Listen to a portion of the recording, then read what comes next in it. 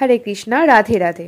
আশা করি সকলে ভালো আছেন এবং সুস্থ আছেন। খুশির গোপাল সোনা চ্যানেলে আরো একটি নতুন ভিডিও নিয়ে আজকে চলে এলাম। আজকে ছিলাম 400 বছর পুরনো একটি মেলায়, যেটি আমাদের প্রাণের শহর চাকদাতে হয়ে থাকে। বিখ্যাত গণেশ জননী মেলা নামেও খ্যাত।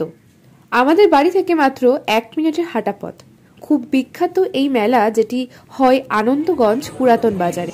মাঘী পূর্ণিমা থেকে শিবরাত্রি পর্যন্ত টানা 15 দিন এই মেলাটি হয়ে থাকে।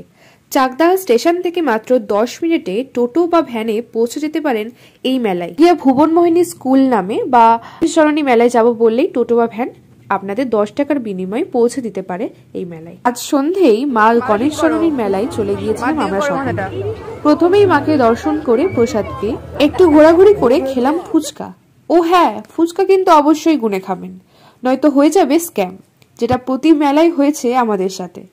তারপর ঘুগনি এবং আইসক্রিম খেয়ে চলে গেলাম পিসি ঠাম্মার বাড়ি। পিসি ঠাম্মা খেতে চেয়েছিল পাঁপড় ভাজা।